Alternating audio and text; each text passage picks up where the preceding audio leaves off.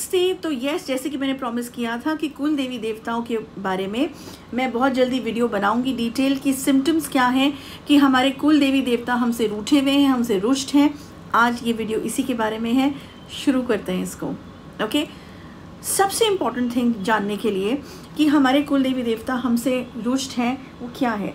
देखो, हमेशा एक बात ध्यान रखना, तुम कितने ही अच्छे स्किल सेट वाले क्यों ना हो, कितने ही अच्छे तुम्हारे में क्वालिटीज़ क्यों ना हो अपने काम को करने के लिए, बुद्धि क्यों ना हो काम को करने के लिए, जिस दिन तुम्हारे कुल देवी देवता तुमसे रूठ गए, तुमसे रुष्ट हो गए ना, तुम्हारा सारा कुछ, अच्छी पर्सनैलिटी, अच्छा बोलना, लोगों को अपनी तरफ अट्रैक्ट करना, ये सारी जो क्वालिटीज़ है ना, या कम्युनिकेशन है, ये सब ख़त्म से दिखेंगे, ये धरे के धरे रह जाएंगे।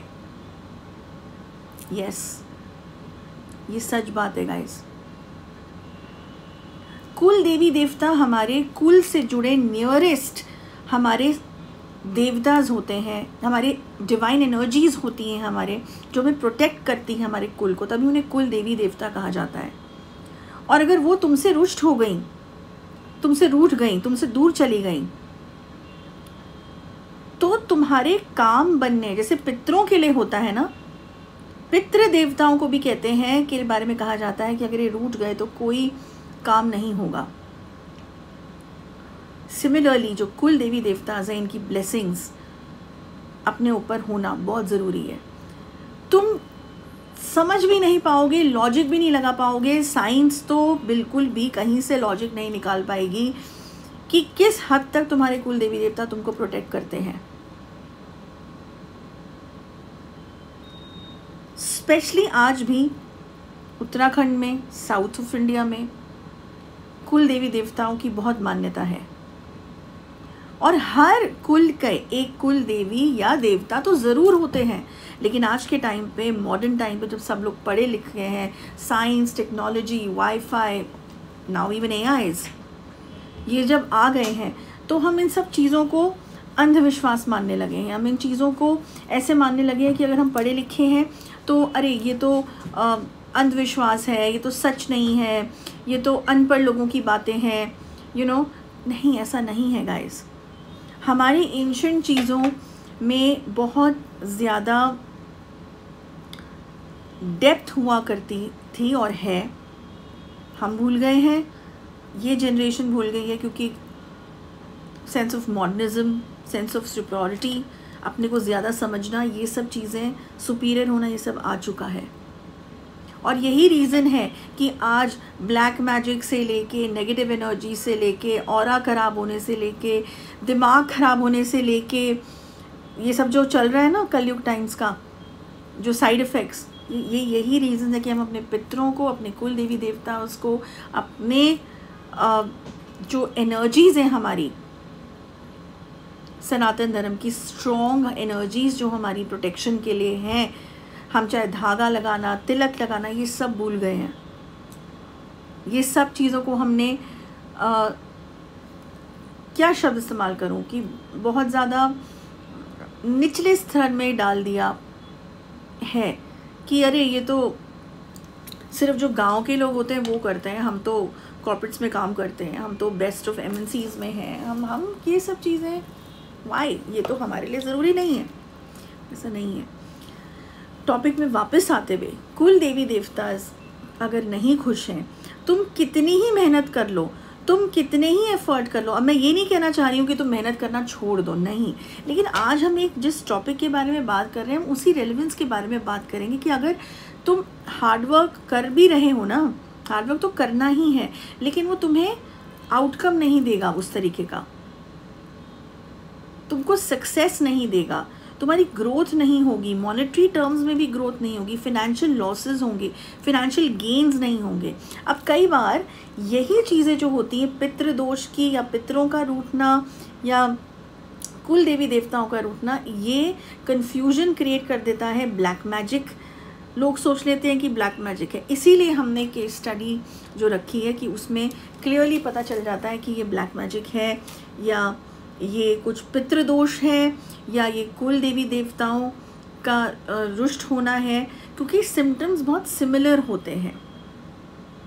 Similar in the sense, of course black magic तो एक अलग कैटेगरी में आ जाता है, लेकिन ये सब चीज़ों में जब रुकावटें आने लगती हैं ना, पैसों में, तुम्हारे करियर में, तुम्हारे सोचने समझने की शक्ति में, तुम्हारा कंफ्यूज स्टेट ऑफ माइंड में रहने में, या तुम सब कुछ तुम्हारे पास है, कम्युनिकेशन स्किल्स हैं, सब कुछ है, पढ़ाई है, डिग्रीज हैं, उसके बावजूद तुम कुछ ज़िंदगी में बन नहीं पाए, कुछ कर नहीं पाए, तो इस तरीके के जो दोष हैं हमारे कुल से रिलेटेड, कई बार ये भी बहुत स्ट्रॉन्ग रीज़न रखते हैं।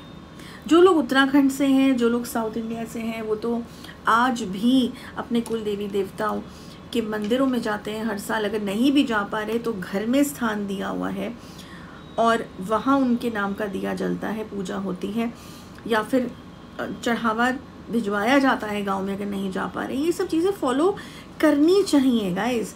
कितने भी मॉडर्न हो जाओ, कितना भी पैसा कमा लो, बट अपने फैमिली ट्री से दूर जाके, अपने कुल से दूर जाके कुछ नहीं मिलने वाला है। अब इसका मतलब ये नहीं कि तुम्हारी कोई बहुत ख़राब फैमिली है जो अत्याचार किए जा रही है अपने ही फैमिली मेम्बर्स के ऊपर, तो तुम उनका भी सोचो कि नहीं, इनके साथ को हमने साथ देना है इनके गलत काम में। नहीं, गलत में विरोध करो, लेकिन एंसेस्टर्स, कुल मतलब एंसेस्टर्स, जब से तुम्हारा कुल चल रहा है, डजंट मीन योर पेरेंट्स और योर ग्रैंडफादर और योर ग्रैंडमदर। नहीं, तुम अपना फ़र्ज़ निभाओ। अगर ये लोग गलत किसी ने किया भी है, किसी एंसेस्टर ने या किसी भी एंशिएंट पितरों ने, तो और कुछ तो पितर अच्छे रहे होंगे। तो मतलब कहने का मतलब है, अगर तुम्हारे फैमिली में तुम्हारे माँ बाप अच्छे नहीं है किसी भी रीज़न से आपस में, या ये तो बहुत ही कॉन्ट्रोवर्शियल एक टॉपिक बन सकता है, लेकिन तुम अपने कर्मा सही रखो। ओके, कुल देवी देवताओं का महत्व सही रखो, पितरों का महत्व सही रखो। जो गलत है उसे गलत बोलो, लेकिन अपना फ़र्ज़ ज़रूर निभाओ। ठीक है, किसी को जस्टिस दिलाना है तो जस्टिस दिलाओ, गलत का साथ मत दो जस्ट बिकॉज वो मेरे फादर हैं या मेरी मदर है या मेरा बहन है या मेरा भाई है। नो, वो बात एक अलग है। ओके, क्योंकि पितृदोष भी जब होता है ना, तो कुल देवी देवता भी उस समय पीछे हट जाते हैं। और आज हम बात कर रहे हैं कुल देवी देवता अगर रुष्ट हो जाते हैं तो देखो कॉम्बिनेशन, देखो सब चीज़ें इंटरलिंक्ड हैं। तो कोई काम नहीं बनेगा, पैसा घर में नहीं आएगा, ग्रोथ घर में नहीं होगी। कुल देवी देवता अगर रुष्ट हो गए तो तुम्हारे बनते बनते काम बिगड़ जाएंगे। तुम सोचोगे बस होने ही वाला है, नहीं होगा वो काम। ओके, रिश्ते, अब तुम्हारी शादी होने वाली है, शादी हो गई है, या गर्लफ्रेंड बॉयफ्रेंड हो, बहुत स्टेडी, प्रॉब्लम्स आएंगी। तुम कितना भी डिवोट करोगे अपने आप को, चाहे तुम ऑनेस्ट हो जाओ, लॉयल हो जाओ, सब कुछ हो जाओ, लेकिन कुछ ना कुछ प्रॉब्लम आएगी आएगी। वो रिश्ता टिक नहीं पाएगा, स्टेबल हो नहीं पाएगा, वो शादी टिक नहीं पाएगी, स्टेबल नहीं हो पाएगी। मेरी बात याद रखना, ध्यान रखना, सोचना जो मैं कह रही हूँ, इसके बारे में और पढ़ना। ठीक है,